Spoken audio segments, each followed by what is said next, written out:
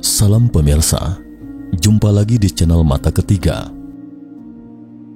Ada yang mengatakan, ketika Anda membuat pilihan, alam semesta akan terbelah dan muncul dua alam semesta dan dua sosok diri Anda. Jika Anda memilih untuk bersamanya, Anda akan menjadi suami dan ayah di alam semesta ini. Sebaliknya, jika di alam semesta lain Anda tidak memilih untuk bersamanya, Anda akan tetap menjadi remaja yang berkeliaran tak menentu.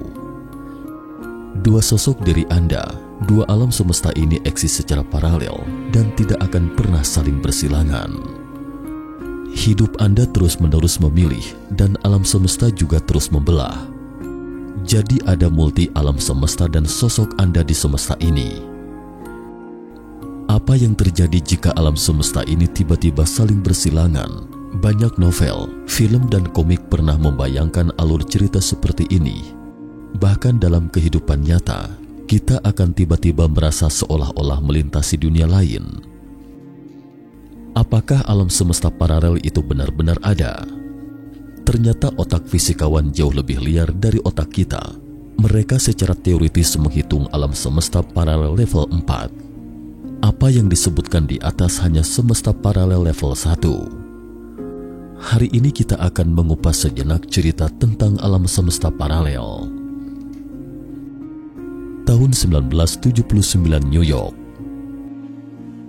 Kita kilas balik sejenak ke tahun 1979. Di terminal bandar AS tampak dua anak muda sedang mengobrol tentang cerita sebelum Big Bang. Mahasiswa senior bernama Henry Tai. Dia berkata kepada mahasiswa junior, "Kamu harus memperhatikan dengan cermat perubahan yang terjadi seketika itu dari singularitas sampai Big Bang atau ledakan besar. Bagaimana materi terbentuk? Apakah proses pembentukan materi ini mempengaruhi laju ekspansi alam semesta?" Oke, cukup sampai di sini dulu ya. Aku harus segera kembali ke Tiongkok dan akan segera kembali menunggu kabar baikmu. Mahasiswa junior itu bernama Alan Guth. Setelah mengantar seniornya, dia kembali ke universitas sendirian. Saat itu teori Big Bang sudah sangat mainstream. Teori ini menjelaskan banyak misteri fisika, tapi tidak bisa menjelaskan tentang Big Bang atau ledakan besar. Mengapa singularitas meledak? Apa yang terjadi sebenarnya dalam ledakan seketika itu? Ini adalah subjek yang sedang diteliti dua rekan postdoktoral yang tidak terkenal, Alan Guth dan Henry Tai. Alan menghitung sendirian sampai malam. Dia memperhatikan nilai perkiraan muncul dalam persamaan matematika. Dia segera membangun cara baru dalam membentuk materi dan membawanya ke dalam persamaan, lalu mulai menghitung. Benar saja, hasil perhitungan ini sama persis dengan yang diperkirakan Henry Tai. Alam semesta mengembang dengan cepat dan meledak secara eksponensial. Alan menemukan bukti dari matematika bahwa gravitasi akan berbalik dalam singularitas, dan singularitas meledak disebabkan oleh gaya tolak gravitasi yang berbalik secara tiba-tiba ini. Alan masih menghitung sambil mencoret-coret kertas kerjanya dan semakin tegang, sampai nilai hitungan terakhir. Otak Alan masih blank, kemudian dengan tangan gemetar dia menulis sebaris kalimat, "Penemuan yang hebat." Ternyata gaya tolak gravitasi dapat memperluas ruang seukuran molekul ke ukuran seluruh galaksi dalam kuadrat 1/1 miliar per detik atau 1 nanodetik. Inilah cerita yang terjadi pada saat singularitas meledak. Kemudian ruang alam semesta mulai mendingin secara perlahan dan molekul mulai terbentuk. Ratusan juta tahun kemudian, sistem bintang terbentuk sedikit demi sedikit, lalu lahirlah alam semesta. Kemudian lagi terbentuklah Bima Sakti, tata surya, bumi, dan secara bertahap muncullah manusia. Proses ini telah memakan waktu 13,8 miliar tahun hingga detik ini. Alan menyebut temuan ini sebagai inflasi, mengacu pada perluasan atau pengembangan benda langit. Teori Big Bang akhirnya menjelaskan Big Bang itu sendiri. Alan mulai berkeliling Amerika Utara, menceritakan penemuannya sendiri berulang kali. Segera setelah itu para ilmuwan menghitung hasil yang sangat menakutkan.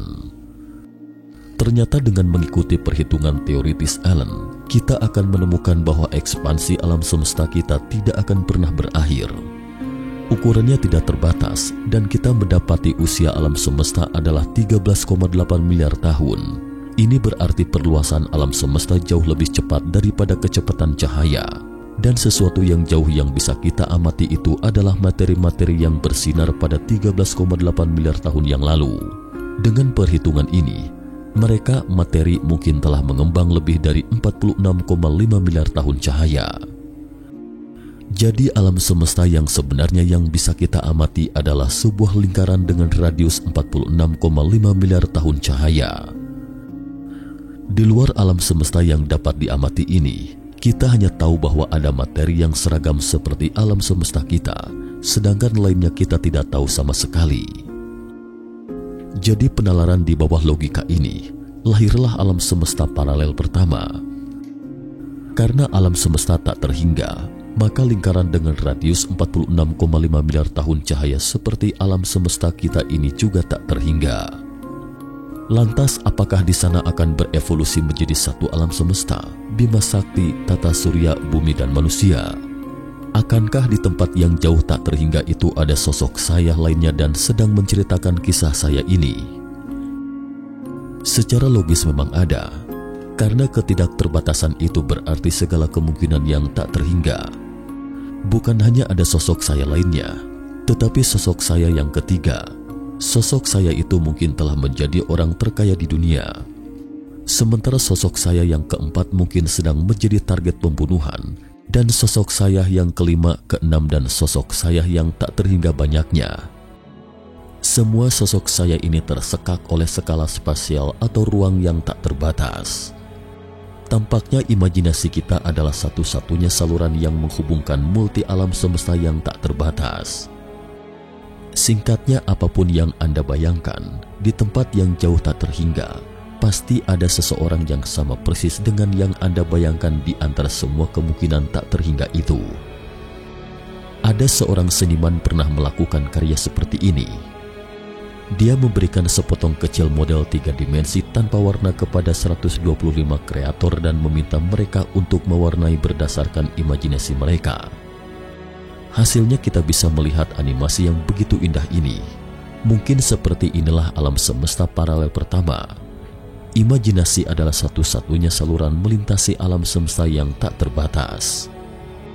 Seperti kisah Li Tungpin, 796 hingga 1016 Masehi, ilmuwan semasa dinasti Tang yang menjalani kisah perjalanan hidupnya dalam mimpi. Apakah itu cara seorang guru Tao atau imam dalam Taoisme menuntun Li Tungpin menggunakan imajinasi yang memungkinkan Li Tungpin melakukan perjalanan ke alam semesta paralel lain untuk menjalani seumur hidupnya? Singkatnya, alam semesta paralel pertama ini hanya ada dalam logika dan imajinasi, dan tidak ada akan pernah bisa bersinggungan dengan kita di dunia fisik. Kita kembali ke ceramah Ellen yang belum berakhir. Saat itu seorang pemuda di bawah podium tampak terpesona mendengar ceramah Ellen sama seperti Li Tungpin yang seakan terombang-ambing setengah sadar oleh ceramah Imam Tao di atas. Pemuda bernama Alexander Vilenken itu akan menemukan rahasia yang lebih menakjubkan. Dia menemukan rahasia alam semesta paralel kedua. Pada hari itu, Vilenken mandi sambil merenung untuk waktu yang sangat lama di kamar mandi. Dia terus memikirkan solusi dalam penyelesaian persamaan matematika Ellen. Dia mendapati Ellen belum menjawab pertanyaan tentang mengapa singularitas meledak, di mana penyelesaian persamaan sebelum ledakan. Otak Vilenken terus berputar menghitung dengan panik, sementara saringan air shower terus memercik. Dia melihat gelembung-gelembung dari gel mandi naik perlahan-lahan. Tiba-tiba dia menerjang keluar dari kamar mandi dan menulis penyelesaian persamaan pada hembusan nafasnya di kaca. Ternyata inflasi pengembangan itu bukan hanya bersifat selamanya, demikian juga dengan Big Bang berlaku selamanya. Persamaan tersebut menunjukkan bahwa Big Bang terjadi sepanjang waktu. Artinya alam semesta yang mengembang secara permanen memiliki banyak alam semesta yang tak terbatas. Sama seperti gelembung-gelembung dalam cairan mandi, mereka independen, tidak bergantung satu sama lain, dan kemungkinan juga akan saling berbenturan. Vilenken bergetar dalam kegirangan. Dia menghitung kesimpulannya di kertas konsep secara berulang dan tidak ada kesalahan sedikit pun. Kesimpulannya cocok. Vilenken melihat hasil perhitungan sambil membayangkan banyak peristiwa di masa lalu. Ketika itu, dia adalah seorang pemuda jenius. Dia dipilih oleh KGB ketika menempuh pendidikan sarjana di Rusia, tetapi secara tidak sengaja namanya dihapus dari daftar dan berubah menjadi pekerja konstruksi. Setelah beberapa tahun dalam keadaan labil, akhirnya Vilenken ke Amerika Serikat dengan status pengungsi Yahudi. Kali ini penemuannya akhirnya akan bersinar. Vilenken merias dirinya serapi mungkin. Dia memutuskan untuk menemui Ellen dan berbagi temuannya itu dengannya. Namun Ellen malah tertidur saat mendengar cerita Vilenken. Ellen mengatakan bahwa idenya sangat konyol sehingga tidak dapat mengamati bukti apapun. Sains itu membutuhkan bukti, tapi ide Vilenken tidak dapat diverifikasi. Sambil menahan emosinya, Vilenken berkata, "Bukankah idemu juga tidak ada buktinya?" "Akan segera ada nanti," kata Ellen singkat. 10 tahun kemudian 1989, NASA meluncurkan satelit COBE, Cosmic Background Explorer atau Explorer 66. Menurut perhitungan Ellen, jika kita menghapus bulan dan bintang dari langit malam, apa yang bisa kita saksikan? Apakah hitam pekat? Jelas ini hanya sebatas pada mata telanjang. Sebenarnya ada banyak gelombang mikro yang tidak terlihat dengan mata telanjang dalam kegelapan itu. Gelombang-gelombang mikro ini adalah cahaya yang tertinggal ketika materi baru terbentuk pada saat Big Bang. Ellen menghitung gambar latar belakang yang persis sama dengan gambar aktual yang diambil oleh satelit NASA. Teori inflasi pengembangan alam semesta Ellen akhirnya dikonfirmasi. Alam semesta kita yang mengembang selamanya ini secara logis memang memiliki banyak alam semesta kecil yang tak terhingga dengan radius 46,5 miliar tahun cahaya, seperti alam semesta kita. Tapi Vilenken mengatakan ada banyak bubble universes atau alam semesta gelembung yang meledak secara permanen di angkasa. Lalu di mana buktinya? Kata Vilenken seakan bertanya. Setelah pertemuannya dengan Ellen, Vilenken mengunci temuannya di laci. Dia sendiri juga menganggap ide itu terlalu absurd dan tidak perlu dipertahankan. Namun di saat yang sama, ada seorang pemuda bernama Andrei Linde di Rusia yang juga menghitung penyelesaian persamaan yang sama seperti Vilenken. Namun perhitungan persamaannya juga ditolak, tapi dia tidak memilih untuk berkompromi. Dia mencetak tumpukan makalahnya, mengirimkannya kemana-mana, dan menyebarkannya kemana-mana. Satu-satunya tujuannya adalah jangan sampai penemuan alam semesta paralel kedua itu dikubur. Meskipun tidak ada bukti, tapi dia sangat yakin itu adalah fakta dan akan ada buktinya cepat atau lambat. Sampai pada tahun 2001, ketika NASA meluncurkan satelit yang lebih akurat, sebuah titik terang misterius terlihat di latar belakang alam semesta yang dipotretnya. Ada yang mengatakan itu adalah bukti dari gelembung kosmik lain yang bertabrakan dengan gelembung kosmik kita. Tapi semuanya masih dalam penelitian. Meskipun tidak ada bukti kuat yang ditemukan di alam semesta gelembung kedua sejauh ini, tapi semakin banyak ilmuwan memilih untuk mendukung teori inflasi, pengembangan alam semesta dan menganggap kemungkinan adanya alam semesta paralel pertama dan kedua. Ini termasuk suara fisikawan terkenal Stephen Hawking yang tidak pernah berhenti menolak teori tersebut. Misalnya Hawking secara terbuka menentang teori pengembangan secara permanen dalam esai terakhir hidupnya. Menurutnya alam semesta bukannya tidak terhingga besarnya. Ini sama saja dengan Hawking yang menyangkal keberadaan alam semesta paralel pertama. Tetapi alam semesta paralel kedua juga belum memiliki bukti yang dapat diamati sejauh ini. Seperti apa bentuknya? Di tahun-tahun terakhirnya, Einstein bertemu Kurt Gödel, seorang ahli matematika, logika, dan filsuf yang luar biasa. Gödel memecahkan persamaan Einstein yang memiliki kurva waktu tertutup. Artinya alien di alam semesta ini dapat dengan mudah melakukan perjalanan ruang dan waktu. Tetapi di mana alam semesta ini? Sangat mungkin berada dalam gelembung Big Bang alam semesta lainnya, Karena setelah Big Bang, konstanta fisika dasar setiap alam semesta itu tidak sama. Misalnya kecepatan cahaya di alam semesta kita ekstrim cepat, sementara berkas cahaya di alam semesta lain mungkin sangat-sangat rendah. Jadi mungkin ada tata surya, bumi dan manusia seperti kita dalam gelembung alam semesta kedua. Tapi karena perbedaan halus dalam konstanta fisika, mereka telah berevolusi menjadi makhluk yang luar biasa, tidak seperti kita dalam arti manusia biasa. Pada saat ini, ada satu sosok dari Anda menonton video saya dengan satu kepala di alam semesta paralel lain, sementara satu kepala lainnya sedang bermain game dan satu kepala lagi sedang mengerjakan tugas. Selain itu juga kemungkinan dalam keadaan kuantum, Anda sedang menoleh kembali pemandangan nyata orang tua Anda menciptakan Anda di alam semesta yang memungkinkan dalam kurva waktu tertutup. Sampai di sini, mungkin otak Anda serasa akan meledak. Santai dulu sejenak, berikut ini kita akan segera memasuki alam semesta paralel ketiga. Waktu kita tarik mundur ke tahun 1927, Copenhagen. Saat itu para pemikir top dunia hampir gila karena mereka secara tidak sengaja membuka pintu dunia kuantum. Dunia kuantum sangat jauh berbeda dengan dunia makroskopik kita. Dunia kuantum memungkinkan elektron muncul di mana saja pada waktu yang sama dan hanya akan berhenti di tempat tertentu ketika elektron diamati. Ini benar-benar kacau. Bagaimana elektron tahu apakah saya mengamatinya atau tidak? Dan yang lebih fantastis lagi, yakni ketika dua elektron Anda dipasangkan dan terjerat, Anda meletakkannya satu di langit dan satunya di bumi. Saat elektron di bumi bergetar, elektron di langit akan bergetar sesaat pada waktu yang sama. Bagaimana mereka elektron tahu satu sama lainnya bergetar? Untuk diketahui, dunia kuantum adalah dunia probabilitas, tempat banyak kemungkinan, sekaligus tempat berbagai paradoks terjadi. Dunia kuantum dipelajari dalam fisika kuantum, suatu cabang ilmu fisika yang mempelajari partikel-partikel dasar penyusun alam semesta. Sama sekali tidak dapat dijelaskan bagaimana mereka mengadakan kontak sinyal.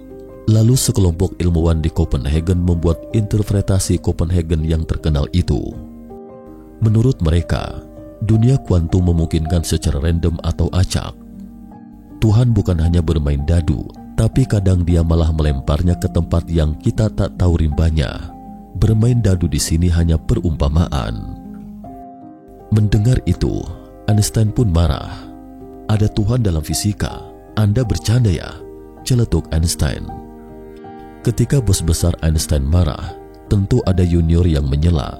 Si junior itu bernama Schrödinger.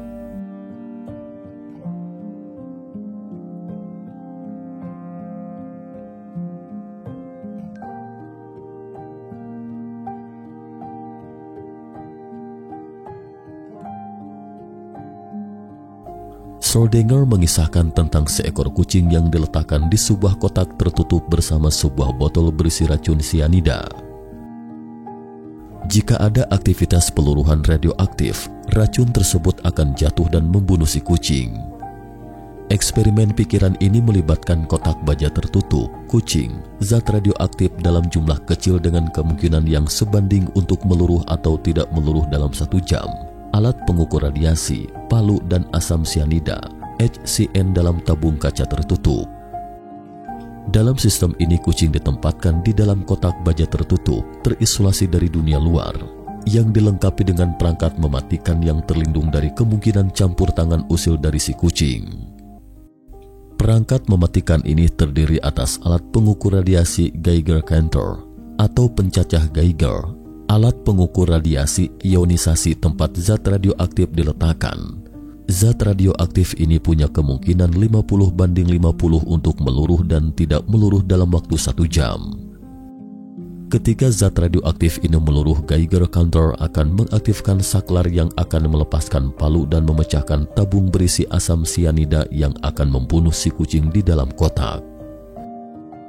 Jika kita membiarkan sistem ini selama 1 jam, kita dapat mengatakan si kucing punya kemungkinan hidup dan mati 50/50. Dengan kata lain, kucing di dalam kotak berada dalam 2 keadaan sekaligus, yaitu mati dan hidup. Jika sistem ini dikaitkan dengan interpretasi Copenhagen, bisa dikatakan bahwa kucing dalam keadaan hidup dan mati sampai dilakukannya observasi untuk membuka kotak yang menyebabkan runtuhnya salah satu keadaan, yaitu kucing yang hidup atau kucing yang mati.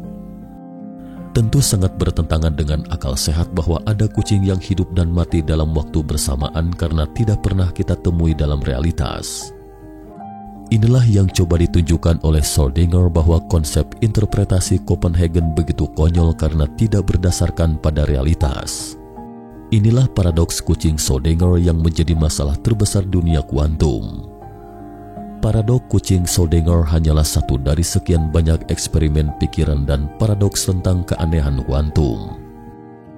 Belakangan pada tahun 1996, seorang wanita meninggalkan surat wasiat.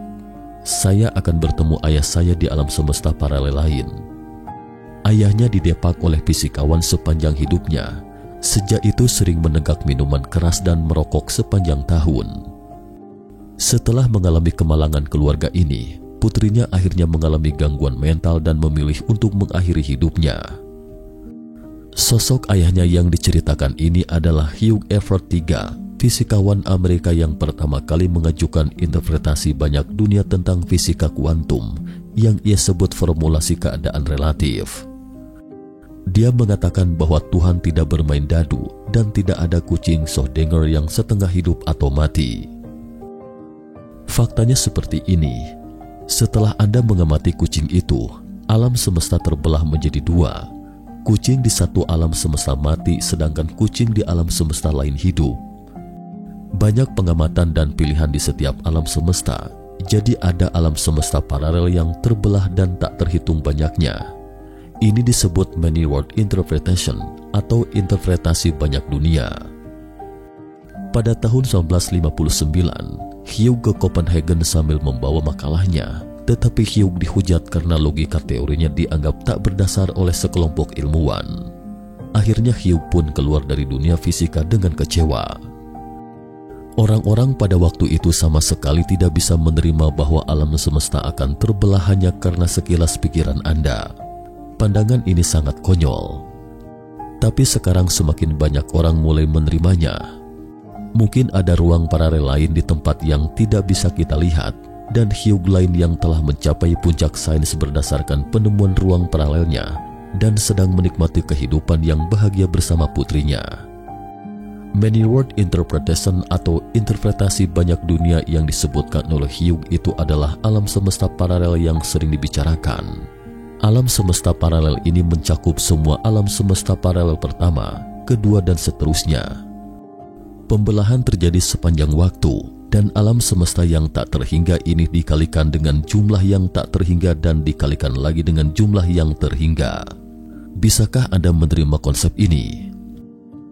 Faktanya, secara logika ada alam semesta paralel keempat, yaitu apakah Anda menemukan alam semesta paralel di atas? Hukum fisika tingkat alam semesta pertama sama dengan kita, tapi fisika tingkat alam semesta kedua tidak sama dan tingkat kepastian alam semesta ketiga juga tidak sama. Lalu apa yang lebih mendasar daripada hukum fisika dan tingkat kepastian itu? Para ilmuwan mengatakan, matematika. Jika matematikanya juga tidak sama, maka alam semesta paralel rangkap tiga ini akan terbentuk di sana. Inilah alam semesta paralel matematika keempat. Pada kenyataannya, semesta paralel keempat ini hanyalah bingkai. Ketika fisikawan menambahkan teori superstring ke dalamnya, kita kembali akan menemukan alam semesta keempat mungkin eksis dalam 9 metode pembentukan. 9 metode pembentukan ini melibatkan teori imajinatif seperti dimensi, realitas virtual, dan sebagainya. Ini benar-benar membuat otak semakin panas terbakar. Jika Anda ingin mencium aroma otak Anda yang gosong terbakar, coba telusuri seseorang yang bernama Brian R. Greene, fisikawan, matematikawan, dan juga ahli teori string asal Amerika. Cukup sekian dulu topik kita hari ini. Jika suka dengan video ini, jangan lupa like dan subscribe channel Mata Ketiga agar tidak ketinggalan dengan cerita menarik lainnya yang kami sajikan. Karena dukungan teman-teman adalah semangat kami dalam menggali misteri dunia yang bermanfaat bagi kita semua. Terima kasih dan sampai jumpa di episode berikutnya.